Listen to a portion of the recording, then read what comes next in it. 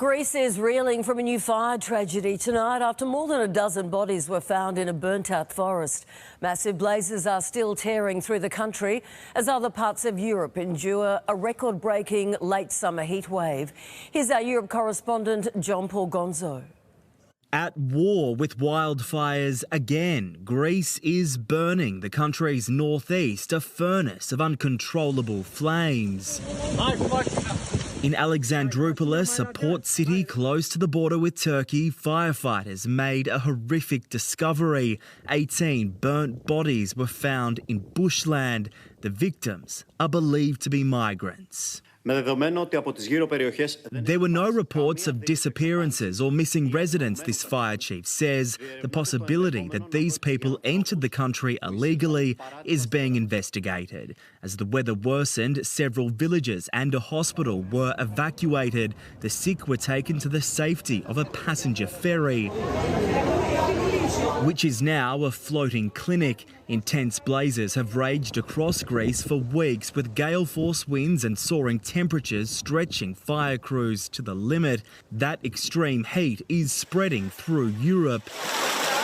Rome roasted as temperatures soared to almost 40 degrees. There are red alerts in parts of Italy, Croatia, Portugal, and widespread amber heat alerts in neighbouring countries. Spain is sweltering too, sweating through its fourth heat wave in a matter of months. Fires there have now destroyed 15,000 hectares of land. The cause of the extreme weather is climate change, according to experts, and they warn without meaningful action, it will only get worse.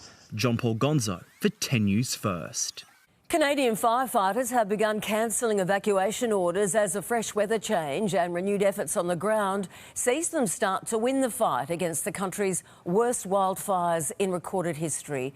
There are almost 400 wildfires burning across the country, stretching resources and frustrating tens of thousands of residents who are desperate to get back home. Ukrainian soldiers have fought their way into a small village on the outskirts of Zaporizhzhia to rescue civilians still enduring almost daily strikes from Russian forces. Using Bradley's fighting vehicles donated by NATO allies, the small group sped into what remains of the village to the surprise of those still living there. One woman said she refused to leave because she first thought the soldiers were Russians who had swapped uniforms. The area around the village is the epicentre of Ukraine's push to break through Russian lines and drive towards a nearby logistics hub. As California and Nevada clean up after Hillary, Tropical Storm Harold has roared ashore on the southeast coast of Texas. Thousands of homes and businesses in Corpus Christi are now without power, and multiple flash flooding and tornado warnings are in place across large parts of the state. Experts are also closely watching another storm near the Dominican Republic that has Puerto Rico and potentially Florida in its sights.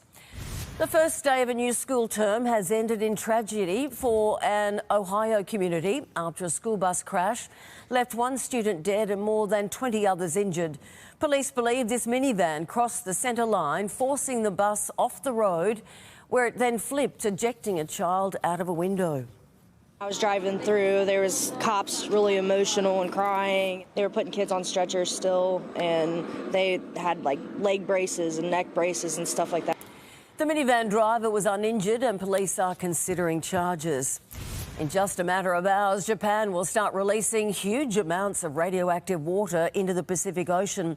Authorities insist it is safe and poses little to no threat to wildlife, with at least 60 radioactive substances filtered out. More than 1 million tonnes of radioactive water collected in the years since the Fukushima nuclear disaster in 2011 will eventually be treated and released. Experts have admitted that not everything can be removed, but what remains will be diluted to safe levels when it is pumped into the ocean.